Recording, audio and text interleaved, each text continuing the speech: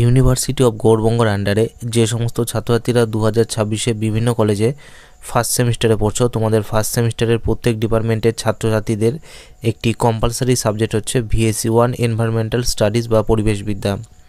তো আজকে আমি এই ভিডিওতে তোমাদের সেই পেপারের কিছু গুরুত্বপূর্ণ প্রশ্নের সাজেশন সম্পর্কে আলোচনা করব, তাই ভিডিওটি তোমরা স্কিপ না করে পুরোটাই দেখতে থাকো। তোমাদের ফার্স্ট সেমিস্টারের পরিবেশবিদ্যা এই সাবজেক্টে মোট 7টি অধ্যায় পড়তে হয় এবং এই 7টি অধ্যায় থেকে তোমাদের ফাইনাল পরীক্ষার কোশ্চেনটি করা হবে। আর তোমাদের ফাইনাল পরীক্ষার কোশ্চেন প্যাটার্নটি হলো মোট 25টি MCQ টাইপ কোশ্চেন পরীক্ষায় দেওয়া থাকবে, যা তোমাকে 1 ঘন্টা সময়ের মধ্যে লিখতে হবে, যেখানে প্রতিটি MCQ এর মান থাকবে 1 করে, অর্থাৎ তোমাদের ফাইনাল পরীক্ষাটি হচ্ছে মোট 25 নম্বরের মধ্যে। আর যদি কোনো ছাত্রছাত্রী এই সাজেশনের উত্তরপত্রের PDFটি নিয়ে পড়তে চাও, তাহলে তারা পে করে তা নিতে পারো।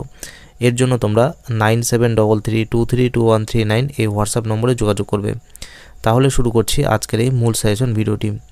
প্রথম প্রশ্ন রয়েছে, কোন যুগে কয়লার উদ্ভব হয়? উত্তরটি হচ্ছে কার্বনিফেরাস যুগে। তারপরের প্রশ্ন রয়েছে, কোন দেশে কার্বন ট্যাক্স চালু হয়? উত্তরটি হচ্ছে অস্ট্রেলিয়া। তারপরের প্রশ্ন রয়েছে, ভারতবর্ষে বন সংরক্ষণ আইন প্রচলন হয় কত সালে? উত্তরটি হচ্ছে 2003 সালে। এরপরের প্রশ্ন, পার্থিব মূলধনের একটি উদাহরণ দাও। উত্তরটি হচ্ছে জল। এরপরের প্রশ্ন রয়েছে, রাষ্ট্রসংঘের মানব ও পরিবেশ সম্মেলনটি কত সালে অনুষ্ঠিত হয়েছিল? উত্তরটি হচ্ছে 1972 সালে। তারপরের প্রশ্ন রয়েছে, কিয়োটো চুক্তি কবে থেকে কার্যকর হয়েছিল? উত্তরটি হচ্ছে 2005 সালের 18 ফেব্রুয়ারি। তারপরের প্রশ্ন রয়েছে, সর্বাপেক্ষা বেশি ওজন গহ্বর কোথায় দেখা যায়? উত্তরটি হচ্ছে আন্টার্কটিকায়। তারপরের প্রশ্ন রয়েছে, জীব বৈচিত্র্য আইন কার্যকরী হয়েছিল কত সালে? এর উত্তরটি হচ্ছে 2003 সালে। এরপরের প্রশ্ন রয়েছে, স্বচ্ছ ভারত অভিযান কত খ্রিস্টাব্দে গঠিত হয়েছিল? উত্তরটি হচ্ছে 2014 সালে। তারপরের প্রশ্ন, জাতীয় বিপর্যয় ব্যবস্থাপনা আইন কত সালে চালু হয়? উত্তরটি হচ্ছে 2005 সালে। এরপরের প্রশ্ন রয়েছে, বসুন্ধরা দিবস কোন দিনটিতে পালিত হয়? উত্তরটি হচ্ছে 22শে এপ্রিল। এরপরের প্রশ্ন, পরিবেশের একটি অজৈব উপাদানের নাম লেখো। উত্তরটি হচ্ছে আর্দ্রতা। তারপরের প্রশ্ন রয়েছে, পরিবেশের স্বাভাবিক তেজস্ক্রিয়তার বার্ষিক গড় মান কত? উত্তরটি হচ্ছে 105 মেম। তারপরের প্রশ্ন রয়েছে, বায়ুমণ্ডলের অক্সিজেনের মূল উৎস কী? উত্তরটি হচ্ছে সালোক সংশ্লেষ। এরপরের প্রশ্ন, কত সালে চিপকো আন্দোলন হয়েছিল? উত্তরটি হচ্ছে 1973 সালে। এরপরের প্রশ্ন, পৃথিবীর সর্বাপেক্ষা অন্তর্ভুক্তি স্তর কোনটি? উত্তরটি হচ্ছে কোর।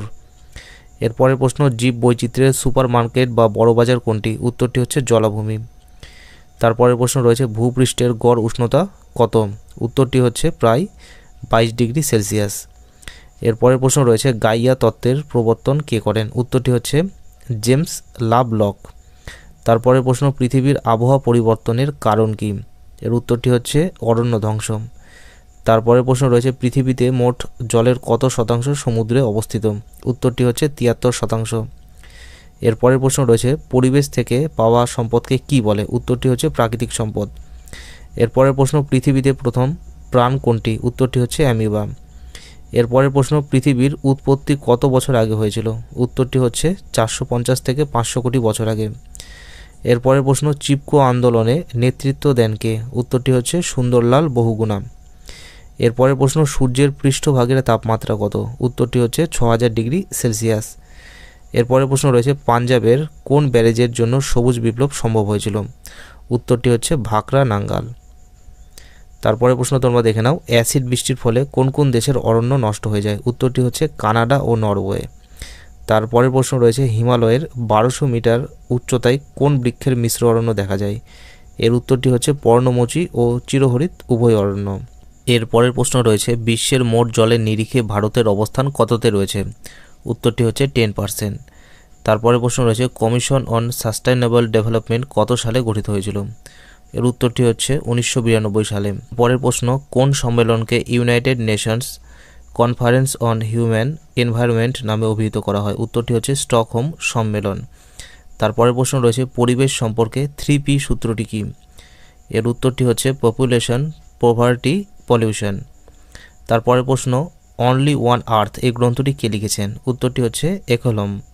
তারপরে প্রশ্ন রয়েছে, কত সালে রাষ্ট্রসংঘ স্থিতিশীল উন্নয়ন কৌশল গঠন করে? উত্তরটি হচ্ছে 1997 সালে। তারপরে প্রশ্ন রয়েছে, সবুজ বিপ্লবের জনক কে? উত্তরটি হচ্ছে ডক্টর নরম্যান বোরলগ। তারপরে প্রশ্ন রয়েছে সবুজ বিপ্লব কোন শস্য উৎপাদনের সঙ্গে জড়িত? উত্তরটি হচ্ছে গম। এরপরের প্রশ্ন বিশ্বের কোন দেশটিতে জনসংখ্যা বৃদ্ধি ঋণাত্মক? উত্তরটি হচ্ছে রাশিয়ায়। তারপরে প্রশ্ন রয়েছে পরিবেশকে বাঁচিয়ে সম্পদ উন্নয়নের অপর নাম কি? এর উত্তরটি হচ্ছে সাস্টেইনেবল ডেভেলপমেন্ট। তারপরে প্রশ্ন রয়েছে আপ্পিকো আন্দোলনে নেতৃত্ব কে দিয়েছিল? উত্তরটি হচ্ছে পাণ্ডুরঙ্গ হেগড়ে। তারপরে প্রশ্ন বিশ্বের কোন দেশে জনসংখ্যা বৃদ্ধির হার সবচেয়ে বেশি? এর উত্তরটি হচ্ছে ওমানে। তারপরে প্রশ্ন হোয়াইট রেভলিউশন কোন কাজের সঙ্গে যুক্ত? এর উত্তরটি হচ্ছে দুধ।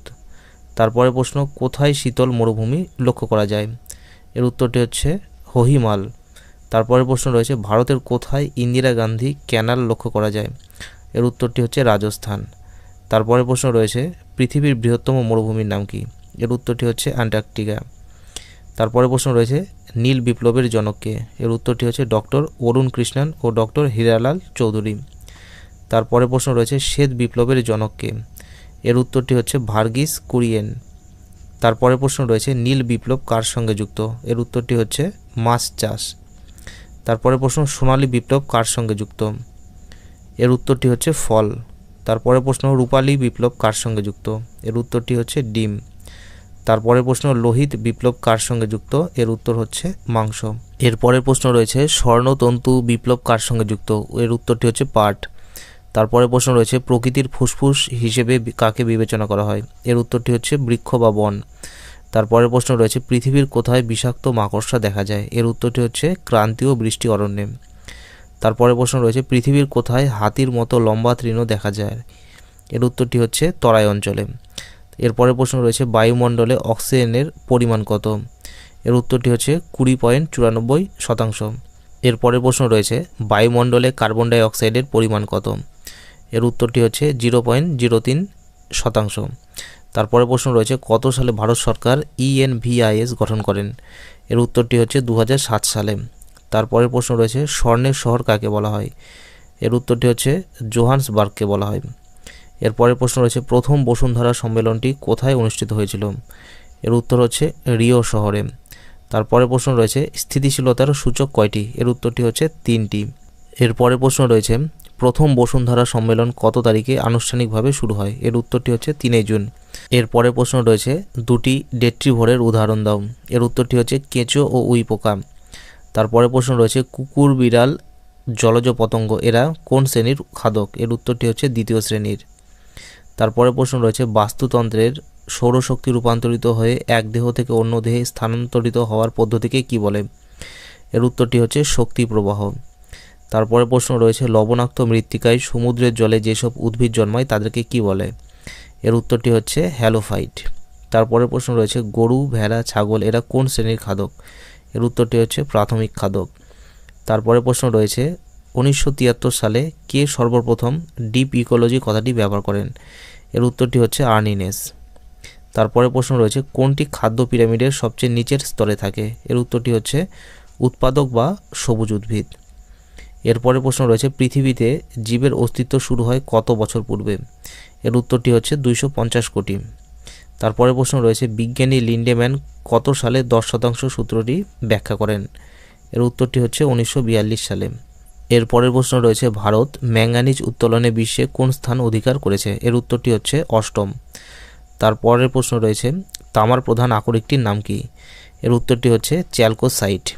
তারপরের প্রশ্ন রয়েছে ভারতের প্রধান বক্সাইট উত্তোলক রাজ্য কোনটি?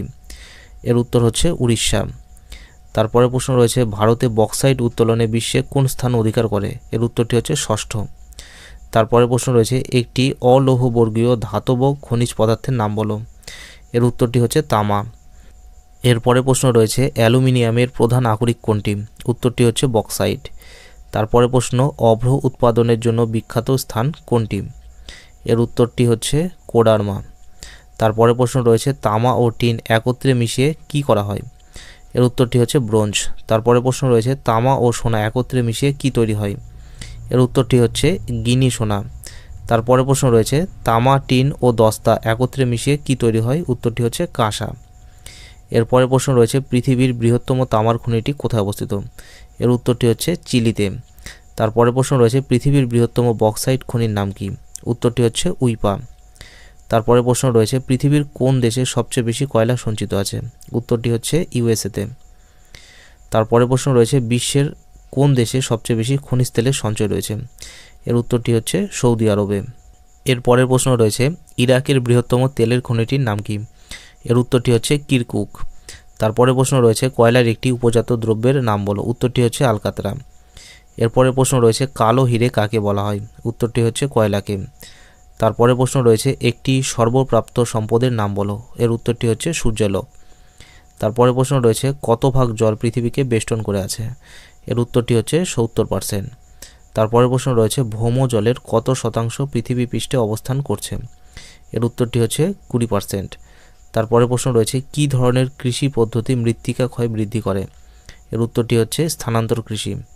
তারপরে প্রশ্ন রয়েছে ভারতে মৃত্তিকা সংরক্ষণে গৃহীত একটি পদ্ধতির নাম বলো। এর উত্তরটি হচ্ছে ফালি চাষ। তারপরে প্রশ্ন রয়েছে মৃত্তিকা ক্ষয় সম্পর্কে সর্বপ্রথম কে ব্যাখ্যা করতেন? এর উত্তরটি হচ্ছে এডি মেয়ার। তারপরে প্রশ্ন রয়েছে ভারতের প্রথম কোথায় চিড়িয়াখানা তৈরি হয়? এর উত্তরটি হচ্ছে কলকাতায়। তারপরে প্রশ্ন উদ্ভিদ বা প্রাণীকে বাঁচিয়ে রেখে সংরক্ষণ করাকে কি বলা হয়? এর উত্তরটি হচ্ছে ইন সিটু সংরক্ষণ। এই সম্পূর্ণ সাজেশন প্রশ্নগুলি একটি ভিডিওতে আলোচনা করা সম্ভব নয়, তাই যেসব ছাত্রছাত্রী এই সাজেশনের অ্যান্সার পিডিএফ নিয়ে পড়তে চাও তাহলে তারা পে করে তা নিতে পারো।